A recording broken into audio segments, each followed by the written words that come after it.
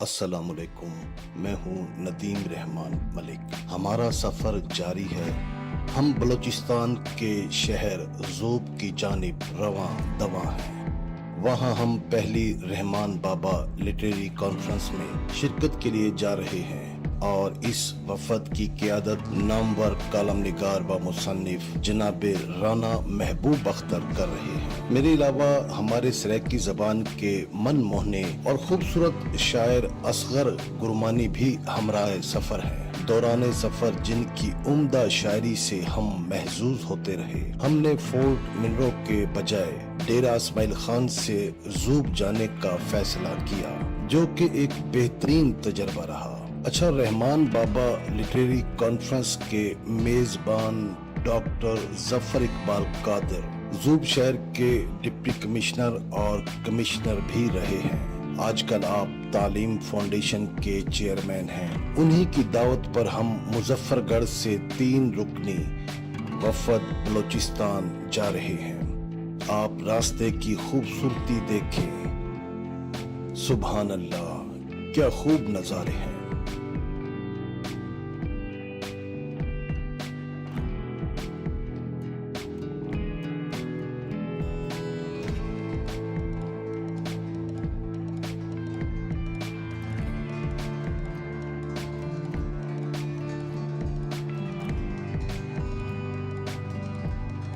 اور یہ ہے کمشنر ہاؤس۔ یہ ہے ہمارے میزبان ڈاکٹر ظفر اقبال قادر۔ اس میں زیادہ تر ہمارا اٹھنا بیٹھنا رہا، لیکن ہماری رہائش سرکٹ ہاؤس زوب میں تھی۔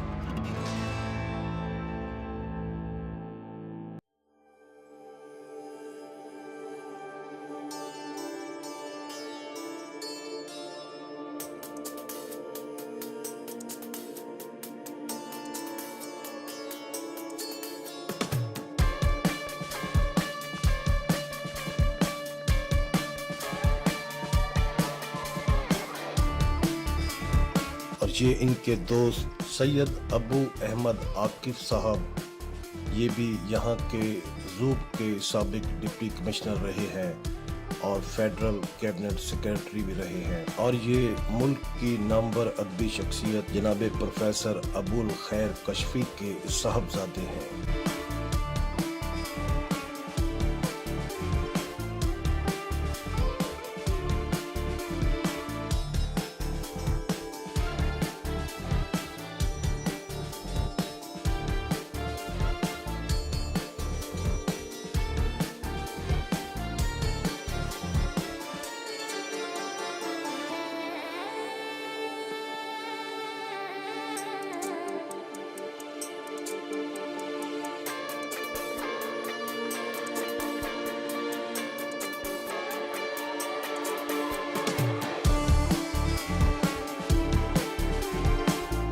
ایک دن آرام کے بعد شہر اور مضافات کی سیر کی۔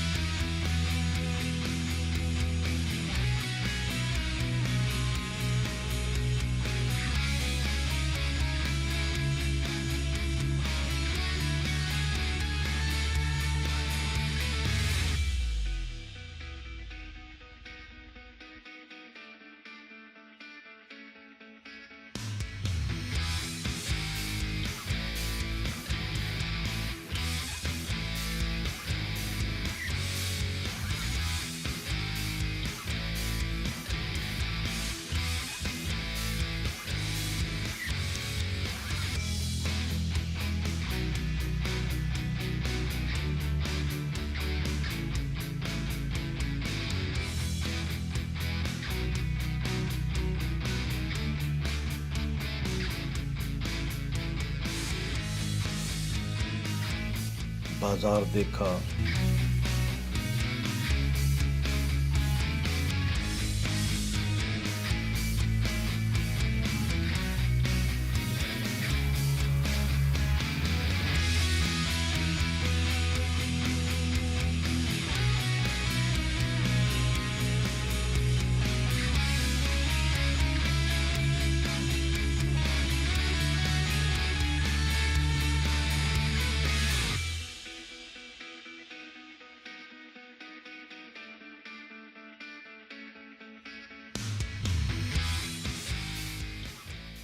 اگلے دن رحمان بابا لٹریری کانفرنس میں شرکت اور رانا محبوب اختر کی پشتو شاعر رحمان بابا کے حوالے سے گفتگو۔ ان کی شاعری اگر آپ پڑھیں تو آپ کو حیران کن اشعار ایسے ملتے ہیں، لیکن ان کی شاعری کا جو ٹون اینڈ ٹینر ہے وہ نظمیہ شاعری کا بنتا ہے۔